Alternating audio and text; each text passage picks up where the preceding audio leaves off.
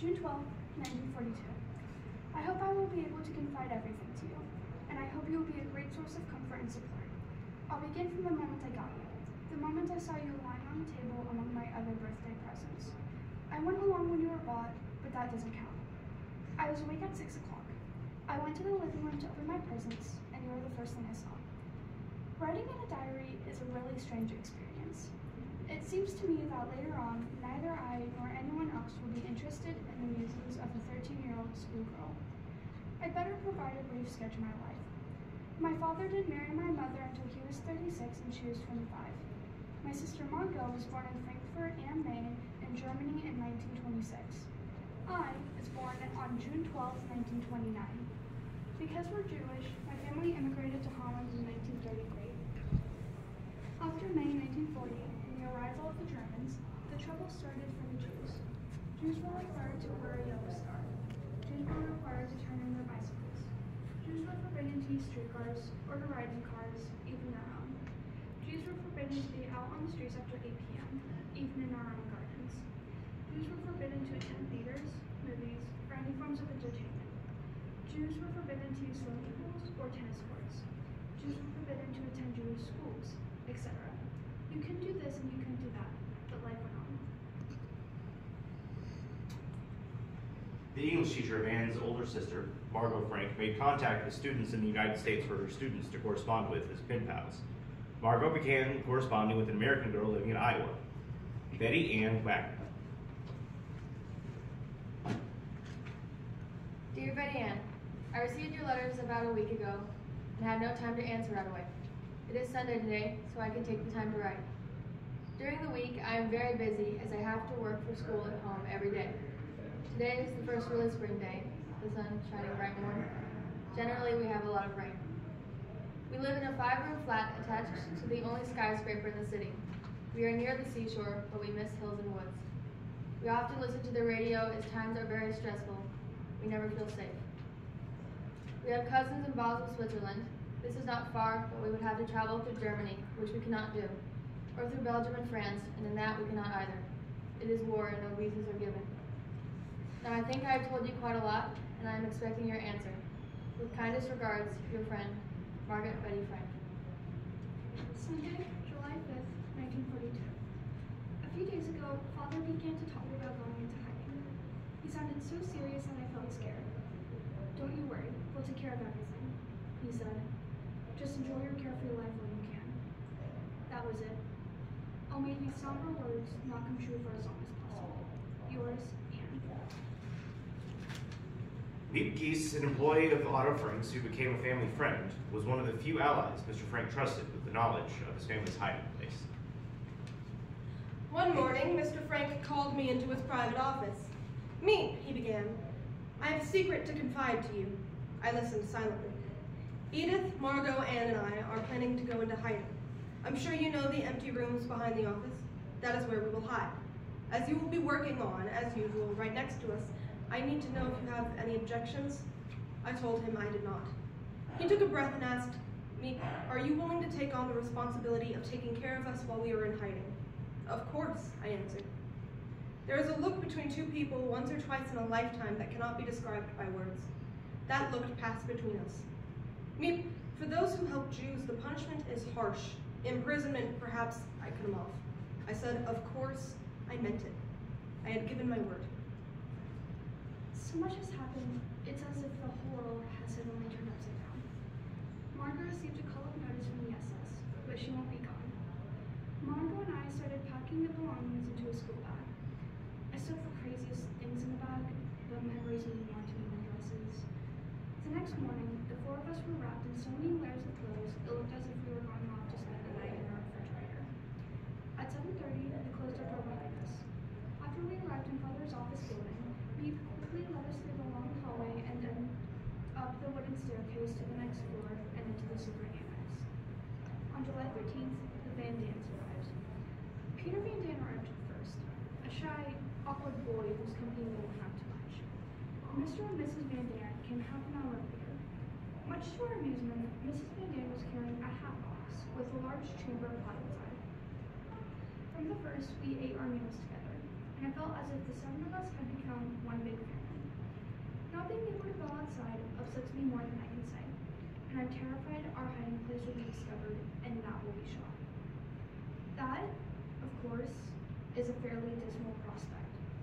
I have plenty of dreams, but the reality is that we'll have to stay here until the war is over. As the disorder began to be turned into order up in the hiding place, our friends found more and more ways to keep busy during the day. Whether breeding or studying or playing games and scraping carrots or doing sums, our friends' minds were occupied all day. During the day, everyone sat wearing only socks, no shoes, to avoid making noise. I don't fit in with anyone here, and I felt that clearly in the last few weeks. I don't get along with Mother or Margo. Daddy's a sweetheart.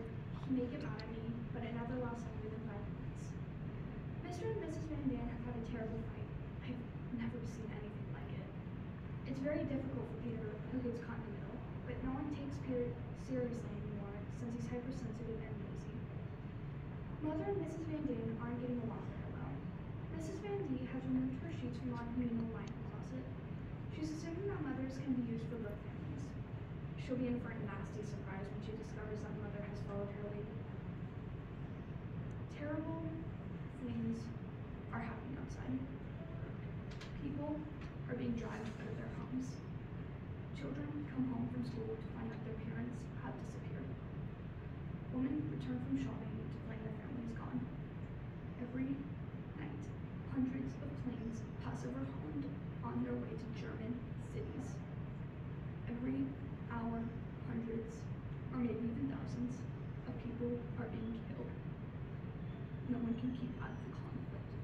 The entire world is at war, and the end is no one's sight. We were all sure the war would be over in 1943. People had been living under so much pressure that some had begun to crack. We were forced to make do with any food we had. This meant monotony and boredom and the same fare for days and days in a row. It also meant getting digestive problems or being left half sick and still hungry after eating. But never did I hear a complaint from the hiding place. Never did they complain to me.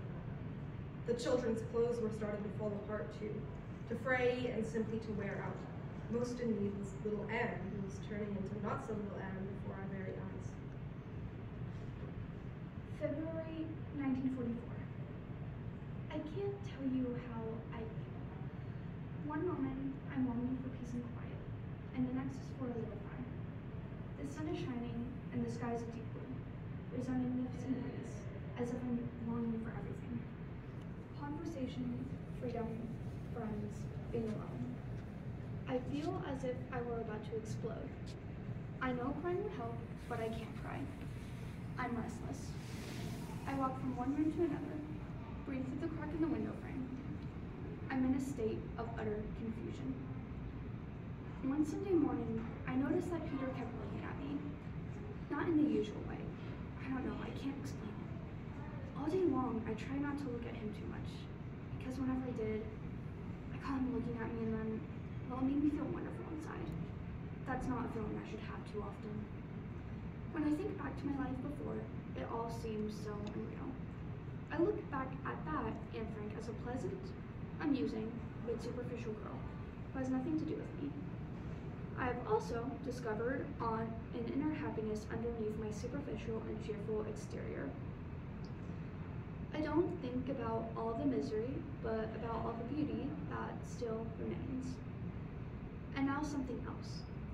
You've known for a long time that my greatest wish is to be a journalist, and later on, a famous writer. After the war, I'd like to publish a book called The Secret Annex. My diary can serve as the basis. My husband, Jan, and I would listen to the Dutch news from London. Toward the end of July, we learned of a very serious assassination attempt on Hitler's life. Then, a few days later, they told us that General Bradley's U.S. 12th Army Group had smashed the German front. It seemed that the whole Western Front had been ripped apart and that the German resistance was near collapse. News like this was my strong medicine. I could only hope that the collapse of the Germans and the end of this awful war would hurt. We knew it was coming soon. I'm finally getting optimistic. Now, at last, things are going well. They really are. An assassination attempt has been made on Hitler's life by a German general. Perhaps Providence is deliberately biding its time getting rid of Hitler, since it's much easier and cheaper for the Allies to let the impeccable Germans kill each other off. But we haven't reached that point yet. It's difficult in times like these. Ideals, dreams, and cherished hopes rise within us, only to be crushed by grim reality. It's a wonder I haven't abandoned all my ideals. They seem so absurd and impractical, yet I cling to them because I still believe, in spite of everything, that people are truly good at heart. On the morning of August 4th, 1944, a car pulled up outside the hiding place, and several figures emerged, an SS sergeant in full uniform, and at least 3 Dutch members of the security police. Someone must have tipped them off. They arrested the 8 people in the annex, as well as 2 of their helpers. The residents of the annex were deported to the last transport to Auschwitz. Otto was the only one to survive.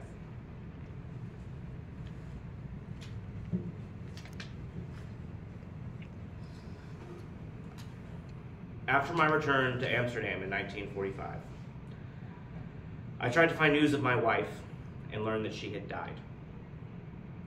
My daughters had been transported to the German camp Bergen-Belsen, where conditions were even worse than at Auschwitz. Typhus broke out.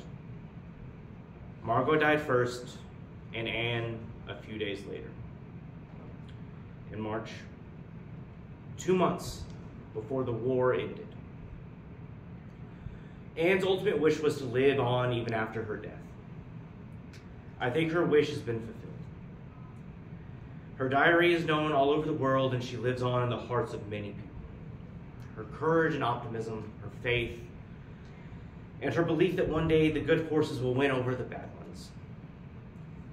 And that there will be peace and understanding in the world if we all work for it, has become a source of inspiration for many people. I see Anne's diary as a sort of testament, a message against racism, anti-Semitism, and for understanding people.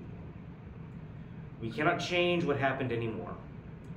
The only thing we can do is to learn from the past and to realize what discrimination and persecution of innocent people means.